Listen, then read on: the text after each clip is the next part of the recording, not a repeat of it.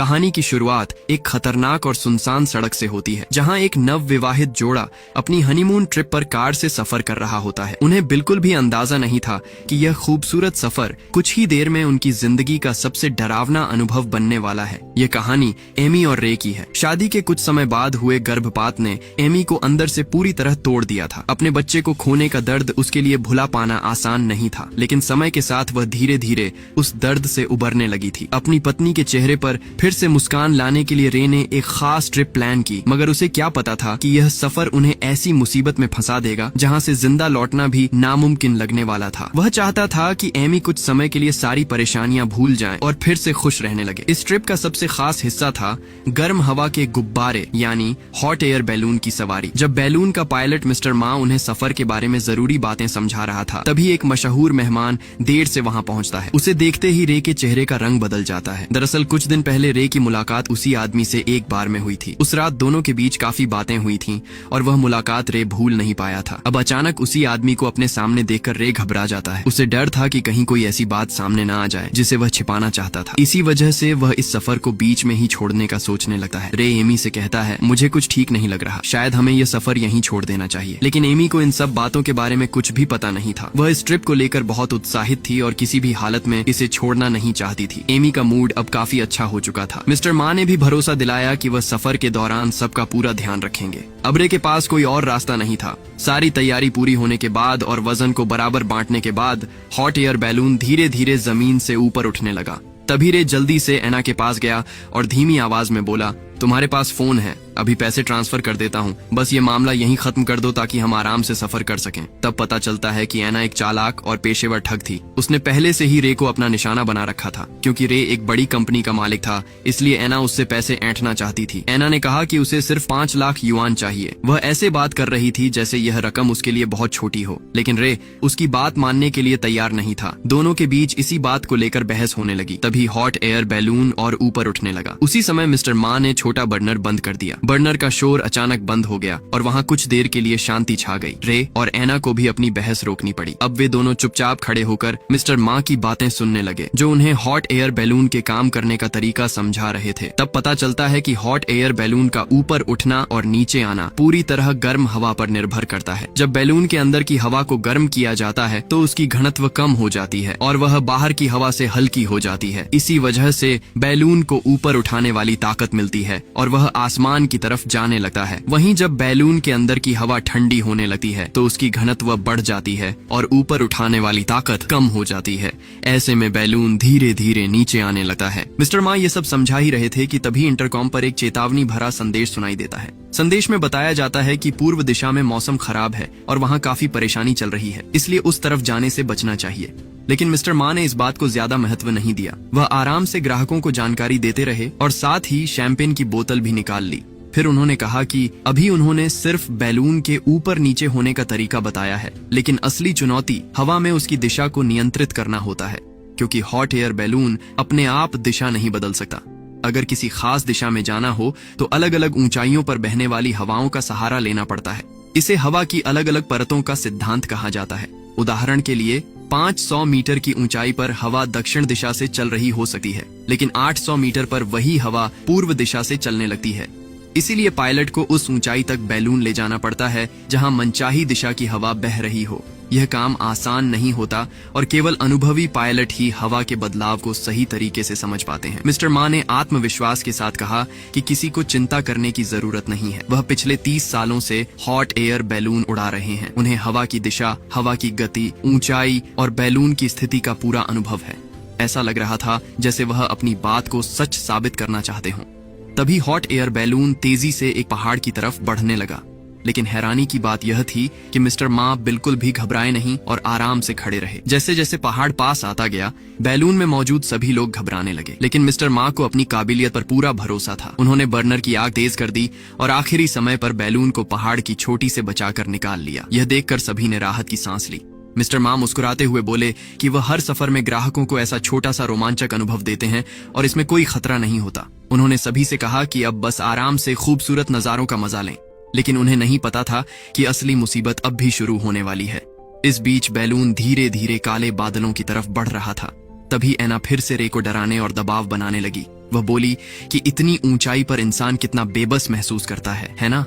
तभी आसमान में जोरदार गरज सुनाई दी और मौसम और भी खराब लगने लगा। दूसरी तरफ एमी इन सब बातों से अनजान थी। वह खुशी खुशी फोटो खिंचवाने में लगी हुई थी। उसने मिस्टर मा से उनकी तस्वीर लेने को कहा। मिस्टर मा को तभी कुछ अजीब महसूस होने लगा, लेकिन वह कुछ पूछ पाते उससे पहले एमी ने उन्हें तस्वीर लेने में व्यस्त कर दिया। इसी मौके का फायदा उठाकर एना ने रे पर दबाव और बढ़ा दिया। उसने पहले फोन पर उसे धमकाया और फिर फोटो दिखाने के बहाने उसे कुछ संदेश दिखाए, लेकिन रे ने सब कुछ देखकर भी खुद को शांत रखा और सामान्य तरीके से तस्वीर खिंचवाता रहा। यह देखकर एना का धैर्य टूटने लगा। वह बार बार रे को धमकाने लगी, लेकिन रे उसकी बातों को समझने से इनकार करता रहा। तभी एमी को शक होने लगा और वह उनसे सवाल पूछने लगी। उसी समय एक सुनहरा बाज उनके ऊपर से उड़ता हुआ निकला। मिस्टर मा ने माहौल हल्का करने के लिए कहा कि इतनी नजदीक से ऐसा दृश्य बहुत कम देखने को मिलता है, लेकिन एना अब और इंतजार नहीं करना चाहती थी। उसने कहा कि इस सफर को जल्दी खत्म किया जाए। मिस्टर मा ने जवाब दिया कि वे आधे घंटे में सुरक्षित नीचे पहुंच जाएंगे, लेकिन पहाड़ों के बीच होने की वजह से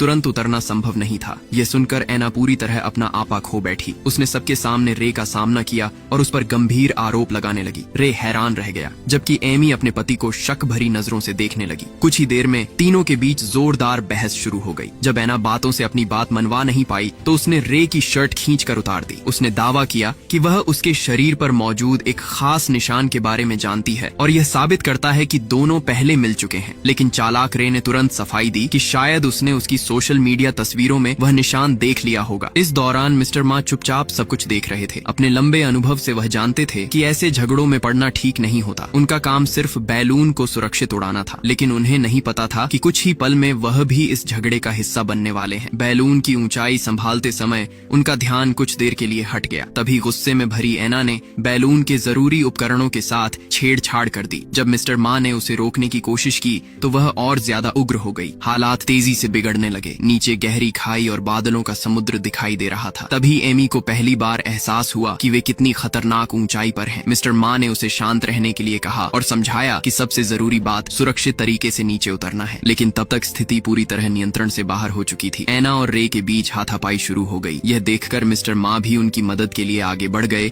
और बैलून के अंदर अफरा तफरी मच गई। तीनों ने मिलकर एना को रोकने की कोशिश की, लेकिन हाथापाई बहुत ज्यादा बढ़ गई थी। बैलून की टोकरी एक तरफ झुकने लगी और संतुलन बिगड़ गया। हालात खराब होते देखकर मिस्टर मा को पीछे हटना पड़ा। अच्छी बात यह थी कि एना की ताकत ज्यादा नहीं थी। संघर्ष के दौरान उसके हाथ से चाकू नीचे गिर गया, लेकिन उसने हार नहीं मानी। उसने तुरंत दूसरा नुकीला औजार उठाया और फिर हमला करने की कोशिश की। मिस्टर मा और रे उसे रोकने के लिए आगे बढ़े। इसी धक्का मुक्की में बैलून की दीवार के पास लगी ईंधन की पाइप कट गई। पाइप कटते ही बड़ी मात्रा में ईंधन बाहर निकलने लगा। तभी लड़ाई के दौरान गलती से आग जलाने वाला बटन दब गया। अगले ही पल बाहर निकला ईंधन आग पकड़ गया और जोरदार धमाके के साथ लपटें फैल गईं। एना सबसे करीब थी, इसलिए वह सीधे आग की चपेट में आ गई। उसका शरीर बुरी तरह झुलस गया। सौभाग्य से बैलून में सुरक्षा उपकरण मौजूद थे। एमी और मिस्टर मा ने तुरंत फायर एक्सटिंग्विशर उठाया और आग बुझाने लगे। कुछ देर की कोशिश के बाद आग पर काबू पा लिया गया, लेकिन किसी ने ध्यान नहीं दिया कि आग की वजह से बैलून के कुछ हिस्से कमजोर हो चुके थे।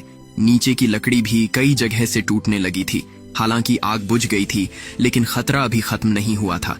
एना का शरीर काफी जल चुका था और बैलून की एक जरूरी रस्सी भी आग में टूट गई थी। इसके कारण बैलून को सुरक्षित नीचे उतारना लगभग नामुमकिन हो गया। आग से पैदा हुई गर्मी की वजह से बैलून और ऊपर उठने लगा।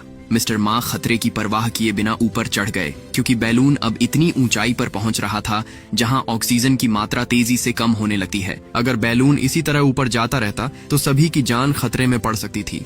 काफी मेहनत के बाद मिस्टर मा ऊपर पहुंचे और उन्होंने टूटी हुई रस्सी के सिरे को पकड़ लिया। रस्सी खींचते ही ऊपर का वेंट धीरे धीरे खुलने लगा।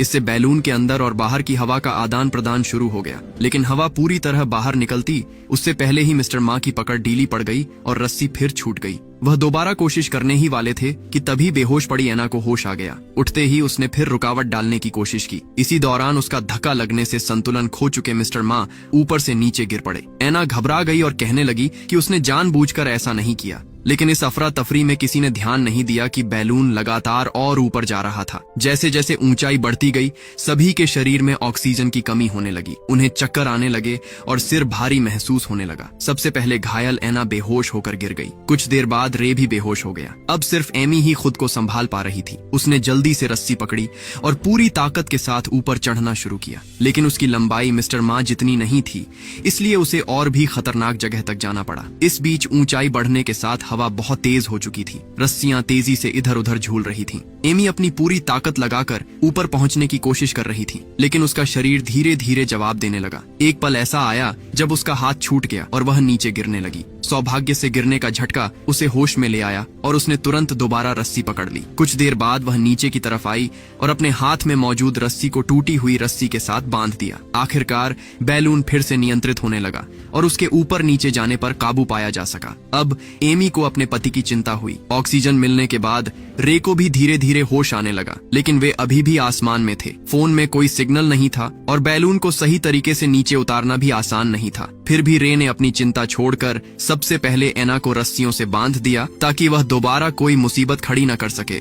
इसके बाद रे ने एक कपड़ा उठाकर एना के मुंह पर बांध दिया ताकि वह लगातार चिल्लाकर परेशानी न बढ़ाए। इस दौरान एना को भी होश आ गया। अब खतरा कुछ समय के लिए टल चुका था, लेकिन एमी के मन में फिर से शक पैदा होने लगा। तब रे ने उसे समझाने की कोशिश की। उसने सोशल मीडिया पर मौजूद एक पुरानी तस्वीर दिखाई जिसमें उसके शरीर पर मौजूद जन्म का निशान साफ दिखाई दे रहा था। रे बार बार यही कहता रहा कि एना ने वही तस्वीर देखकर ये बात जानी होगी। काफी समझाने के बाद आखिरकार एमी को उसकी बात पर भरोसा हो गया, लेकिन जैसे ही दोनों के बीच की गलतफहमी दूर हुई, एक नई मुसीबत सामने आ गई। इस समय बैलून धीरे धीरे पहाड़ों वाले इलाके की तरफ बढ़ रहा था। समस्या यह थी कि न तो रे और न ही एमी को हवा की दिशा देखकर बैलून मोड़ना आता था। ऊपर से बर्नर भी खराब हो चुका था और बैलून को ऊपर नहीं उठा सकता था। अब ऊंचाई बढ़ाने का एक ही तरीका था, वजन कम करना। रे ने गुस्से में कहा कि एना को ही नीचे फेंक देना चाहिए, लेकिन एमी ने तुरंत इस बात से इनकार कर दिया। उसकी जगह दोनों ने भारी ऑक्सीजन सिलेंडर नीचे फेंकने शुरू कर दिए, लेकिन उन्हें पता नहीं था कि आग में जली हुई लकड़ी धीरे धीरे कमजोर हो रही थी।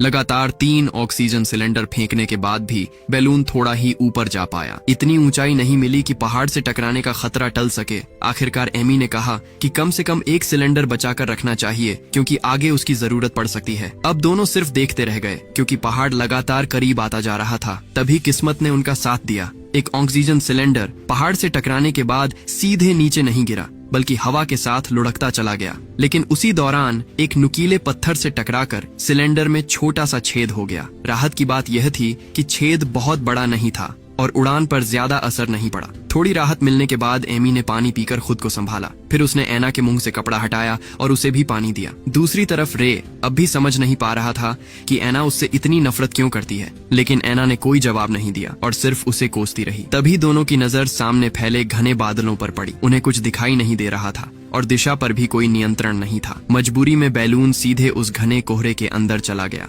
इसी दौरान एना की नजर अपने पैरों के पास पड़े उस चाकू पर पड़ी जो पहले लड़ाई में गिर गया था। उसने चुपचाप चाकू उठा लिया और रस्सियां काटने लगी। फिर उसने आखिरकार अपनी नफरत की वजह बताई। उसने कहा कि कुछ दिन पहले रे ने अपनी कंपनी में बड़े स्तर पर कर्मचारियों की छंटनी की थी। उन लोगों में उसका पिता भी शामिल था। उसके पिता ने नौकरी बचाने की बहुत विनती की थी, यहाँ तक कि कम पैसे में काम करने के लिए भी तैयार थे, लेकिन रे ने उनकी बात नहीं मानी। निराश होकर उसके पिता ने बंदूक निकाल ली थी। उस समय रे ने उनसे गोली न चलाने की गुहार लगाई थी और कहा था कि उसकी पत्नी का हाल ही में गर्भपात हुआ है और उसे उसकी जरूरत है। आखिरकार उन्होंने किसी और को नुकसान नहीं पहुंचाया, लेकिन खुद को गोली मारकर अपनी जान दे दी। रे ने सफाई देते हुए कहा कि उसने यह फैसला कंपनी और बाकी कर्मचारियों को बचाने के लिए लिया था। उसके पिता को अच्छा मुआवजा भी मिला था और इतना बड़ा कदम उठाने की जरूरत नहीं थी। रे की यह बात सुनकर एना फिर से भड़क गई। गुस्से में उसने अचानक चाकू से उस पर हमला कर दिया। सौभाग्य से वार सीधे जानलेवा नहीं था और सिर्फ उसके कंधे पर चोट लगी। यह देखकर एमी तुरंत बीच में आ गई। वह एना को शांत करने लगी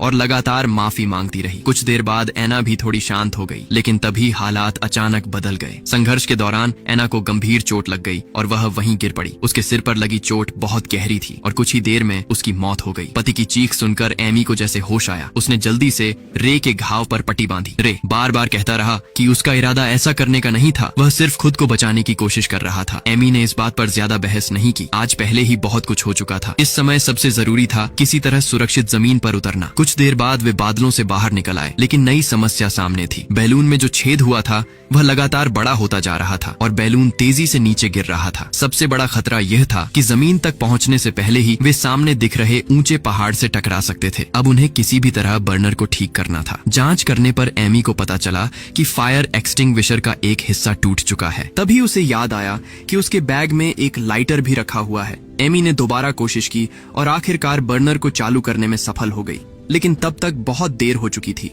बैलून तेजी से ऊपर उठ रहा था, फिर भी सामने मौजूद पहाड़ से बचने के लिए यह काफी नहीं था। दोनों ने वजन कम करने के लिए बचा हुआ सारा सामान नीचे फेंकना शुरू कर दिया। तभी बैग फेंकते समय एमी ने एक जरूरी बात नोटिस की। उसने देखा कि बैग से निकला कपड़ा एक खास दिशा में उड़ रहा था। इससे उसे हवा की दिशा का अंदाजा हो गया। उसने तुरंत बर्नर बंद कर दिया और रस्सी खींचकर बैलून की ऊंचाई कम कर दी। आखिरकार जब बैलून पहाड़ से टकराने ही वाला था, तब वह हवा की दिशा बदलने में कामयाब हो गई और बैलून पहाड़ के किनारे से घूमकर निकल गया। खतरा टल गया, लेकिन दोनों के बीच तनाव बढ़ता जा रहा था। अब एमी को अपने पति पर पहले से ज्यादा गुस्सा आने लगा था। जो कुछ हुआ था उसे याद करके वह लगातार शिकायतें करने लगी। दोनों के बीच जोरदार बहस छिड़ गई। तभी अचानक रात के समय उनके पैरों के नीचे लगी एक लकड़ी की पट्टी टूटकर खिसक गई। एमी का संतुलन बिगड़ गया और वह नीचे गिरने लगी। तभी उसे अपने पति की आवाज सुनाई दी। उसने पलट कर देखा, लेकिन उसके कंधे में चोट थी और वह ठीक से ताकत नहीं लगा पा रही थी। हालात और भी खतरनाक हो गए। रे ने जल्दी से एक रस्सी नीचे फेंकी। एमी ने पूरी ताकत लगाकर उसे पकड़ लिया। धीरे धीरे रे उसे ऊपर खींचने लगा। काफी संघर्ष के बाद वह वापस सुरक्षित टोकरी में आ गई, लेकिन इस बार एमी के मन में अपने पति के लिए कोई भरोसा नहीं बचा था। एना की मौत और पहले की सारी सच्चाइयों ने उनके रिश्ते को लगभग खत्म कर दिया था, लेकिन उन्हें अभी यह नहीं पता था कि सबसे बड़ा खतरा अभी बाकी है। कुछ ही देर बाद आसमान में तेज बिजली चमकी और जोरदार गरज सुनाई दी। दोनों ने ऊपर देखा और समझ गए कि वे एक खतरनाक तूफानी बादल के पास पहुंच चुके हैं। उन्होंने बर्नर चालू करके ऊंचाई बढ़ाने और दिशा बदलने की कोशिश की, लेकिन बैलून में बने छेद लगातार बड़े हो रहे थे। अंदर की गर्म हवा टिक ही नहीं पा रही थी। अब उनके पास एक ही रास्ता बचा था। उन्हें जान जोखिम में डालकर ऊपर चढ़ना था और फटे हुए हिस्से को दोबारा बांधना था। जल्द ही चारों तरफ तेज हवा और बिजली कड़कने लगी। अगर फटा हिस्सा समय रहते नहीं बांधा गया तो पूरा बैलून फट सकता था। दोनों बैलून के किनारे पर चढ़ गए। एमी धीरे धीरे ऊपर पहुंची और फटे हुए कपड़े के किनारों को रस्सियों की मदद से जोड़ने लगी। काफी मेहनत के बाद उसने फटे हुए हिस्से को मजबूती से बांध दिया और बैलून को फिर से कुछ हद तक सुरक्षित बना दिया। इसके बाद दोनों नीचे आए और दोबारा बर्नर चालू किया। आखिरकार वे बैलून की दिशा बदलने में सफल हो गए और उस खतरनाक तूफानी बादल से बाहर निकल आए। सौभाग्य से सामने एक खुला मैदान दिखाई दे रहा था। पहली बार उन्हें लगा कि शायद वे सुरक्षित उतर सकते हैं, लेकिन तभी एमी के दिमाग में एक बात आई। उसे याद आया कि एना ने रे के बारे में कुछ ऐसी बातें कही थीं जो सिर्फ बहुत करीब का इंसान ही जान सकता था। शक होने पर उसने एना का फोन चेक किया। कुछ ही देर में उसे एक वीडियो मिल गया जिसमें रे और एना एक दूसरे के साथ बेहद करीब दिखाई दे रहे थे। अब सारी सच्चाई सामने आ चुकी थी। एना उसी वीडियो के जरिए रे को ब्लैकमेल कर रही थी। राज खुलने के बाद रे के पास कोई बहाना नहीं बचा। उसने माना कि उसका एना के साथ संबंध था। वह अपनी शादी बचाना चाहता था, लेकिन प्यार की वजह से नहीं। असल वजह यह थी कि तलाक होने पर उसकी आधी संपत्ति चली जाती। ये सुनकर एमी का गुस्सा फूट पड़ा। उसने रे को खुद से दूर धक्का दे दिया। तभी संतुलन बिगड़ने से रे नीचे की तरफ लटक गया। वह डर के मारे जोर जोर से चिल्लाने लगा और एमी से मदद मांगने लगा, लेकिन अब एमी उसकी असली सच्चाई जान चुकी थी। दूसरी तरफ रे उसे डराने लगा कि अगर वह मर गया तो सारी मौतों का आरोप उसी पर आएगा। पुलिस जांच करेगी और वह मुश्किल में पड़ जाएगी। लेकिन एमी अब उसकी बातों से प्रभावित नहीं हुई। तभी उसे एना की लाश दिखाई दी। उसने एना की बॉडी को धक्का देकर सीधे रे के ऊपर फेंक दिया। अचानक हुए इस झटके से रे का संतुलन पूरी तरह बिगड़ गया और वह नीचे गहरी खाई में गिर गया। कुछ ही पलों में उसकी मौत हो गई। अब बैलून में सिर्फ एमी अकेली बची थी। दूसरी तरफ लगातार संघर्ष और बर्नर के इस्तेमाल से आखिरी ईंधन भी लगभग खत्म हो चुका था। इसका मतलब था कि अब तक की सारी मेहनत बेकार हो सकती है। फिर भी एमी ने हिम्मत नहीं हारी। उसने बैलून को जितना हो सके नियंत्रित रखने की कोशिश की। कुछ समय बाद बैलून धीरे धीरे नीचे आने लगा और आखिरकार एक खुले इलाके में सुरक्षित लैंडिंग कर गया। कई घंटों तक मौत से लड़ने के बाद एमी आखिरकार जमीन पर सुरक्षित पहुंच गई। इसके साथ ही उसकी इस खौफनाक और जानलेवा यात्रा का अंत हो जाता है।